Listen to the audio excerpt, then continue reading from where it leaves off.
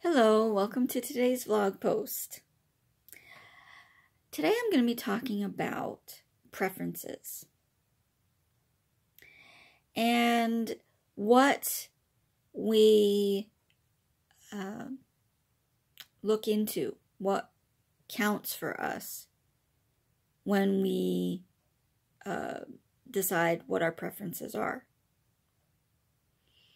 Is it quality, friendliness, comfort, economy, service, a little bit of each one?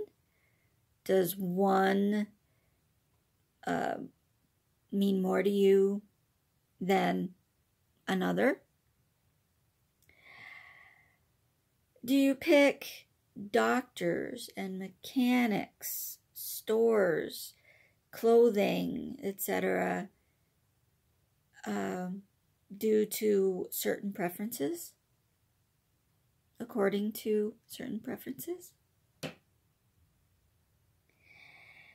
And do you pick, say, doctors on how well you can relate to them?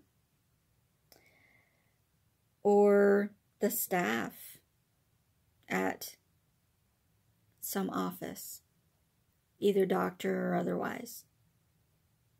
Maybe you like the staff. Or the quality of care. Or that they've been really nice to you regarding maybe some financial issues.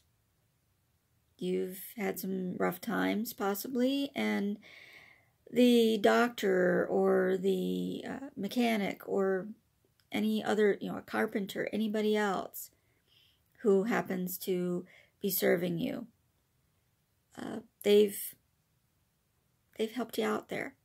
They've come up with, say, a payment plan or something that can help you get the services you need, but make it more affordable. For me, doctors, I must have a partnership with them. I must feel comfortable with them. I must be able to talk with them. I've left doctors' offices. I've left doctors who were just not willing to make me a partner in my healthcare. They thought they knew everything and that I didn't know that much. I've been in this body all my life, and I know it better than they do. They know the medical side. I know what it feels like to be in this body, to have this body. So we have to work as a team. They've got the book smarts. They know medicine, and I know me. We've got to work together or no deal. And I remember, well, there's one doctor that I have, that I've had, who is really great. He works on Saturdays and some holidays, even offered to do a house call for me because there were no openings. And I was dealing with a kind of a dicey situation. And seems to be really upbeat and interested in his work and having fun. And remembers things that I've said in the past. Maybe he's got a note in the chart that he looks at right before he sees me. I don't care. He made that note. He cared enough to make that note. That's what I care about. I don't care how he remembers it, but he remembers it. And that makes a big difference. That person was meant to be a doctor. That person cares about his patients. So that kind of thing. I have to have a partnership. Mechanics, I just want them to know what they're doing, and I want them to be honest. It's nice, you know, if they're nice too, and if they explain the things so I can actually understand them of what's going on with the car or whatever they're fixing. That's nice, but I really just want them to know what they're doing and fix whatever's wrong. Stores, prices, yes, those are important to me. But quality too. I don't want to just buy the cheapest thing on the shelf. I want it to be quality. So I get sometimes, we get things that are kind of in middle of the road prices instead of the, you know, rock bottom price or the really deluxe model. And I also shop a lot at thrift stores. For clothes and books especially. And I love it because you can find some really cool stuff in there. I have found name brands. I've found designer stuff in the thrift shop. So that's pretty cool. But it's just it's like an adventure. It's like a treasure hunt when I go into a thrift store. I love those places. Let's see, restaurants. Usually, well, it's got to be food that I can eat. I've got a kind of a sensitive stomach, so it's hard for me to go just anywhere to eat. I've got to make sure there's something on the menu I can eat. But price is definitely something we look into too. Maybe they'll have a special deal or something going on, and we'll try it.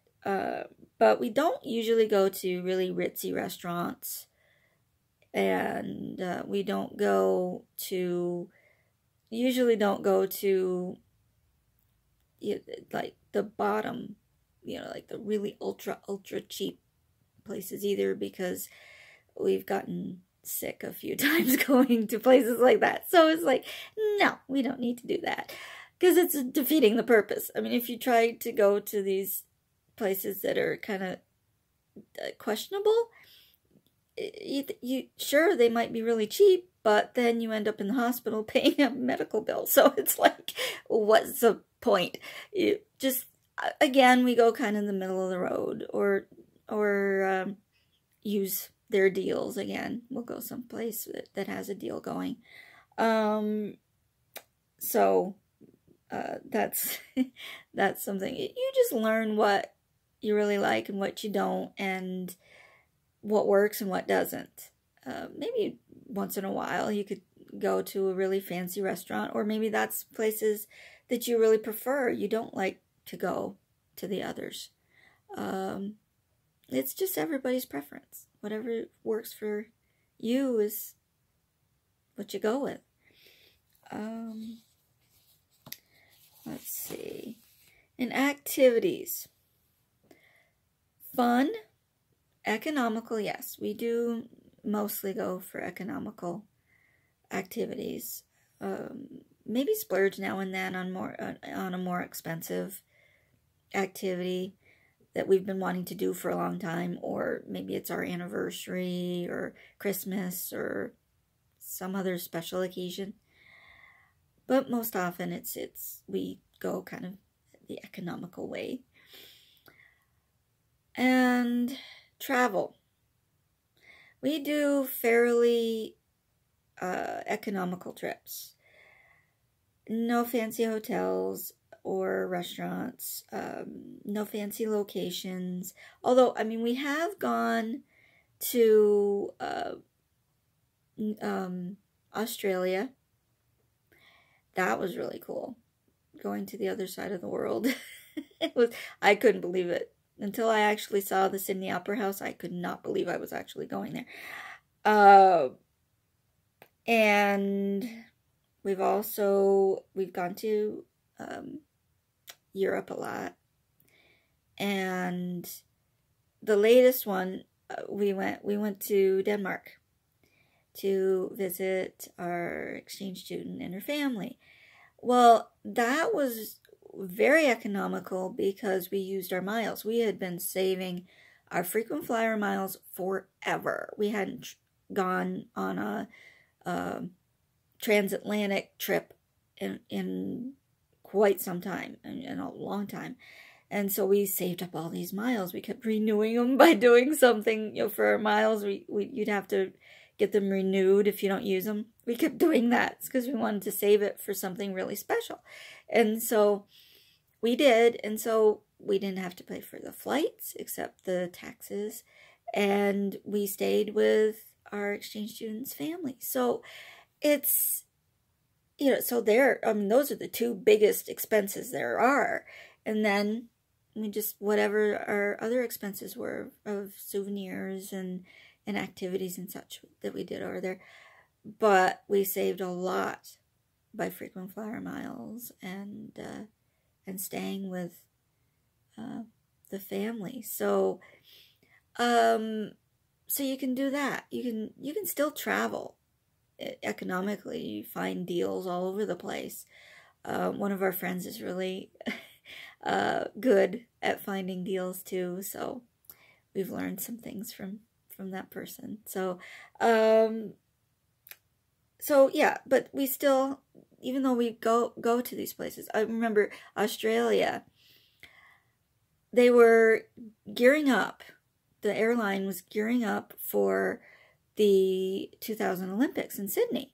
So they were offering really cheap flights to Australia. Well, Jim says we cannot pass this up. I mean, it was still an expensive trip, but it was like half price probably for the tickets. And so we went because it was he said, we may never be able to do this again. So we've got to do this. And he's a travel crazy man. I mean, he absolutely loves travel. So anytime he can get a good deal, he'll take it. And so we went, and it turned out to be good. Yeah, it was a really good trip, and something that I never thought we would be able to do, but we did it. But we did it economically. We didn't stay in fancy places. We didn't do fancy stuff. And so you can still do that. And those were really far apart too. I mean, we went in '97 to Australia, and we went to Denmark this year. So, and well, we've been to other places in between there, but they're few and far between. I mean, we don't go every year. So anyway, that, and weekend away, you know, having a weekend away, we do that. And that's a nice way to see your area and just get away for a little bit. Just get away from the routine and relax, or do some activity that you haven't done before. See a place you haven't seen before in your own area. It's fun, and it's very economical. So, let's see.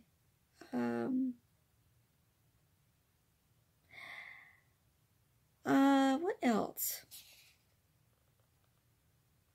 I think that is probably, you know, those are probably the main things for me in talking about preferences. Theater. Theater's another one. I absolutely love the theater, and sometimes tickets can be expensive, but you can also find deals on their website. They'll have web deals, or you can find a coupon in the paper or something for a local event. So we do that. We look at those kind of things, or we do it as a special occasion. And this area has some amazing theater productions, and so we take advantage of those and have a lot of fun, either with or without friends. Sometimes we've gone with friends, sometimes we've gone on our own, sometimes we've taken family to some of the local theater events and when they visited.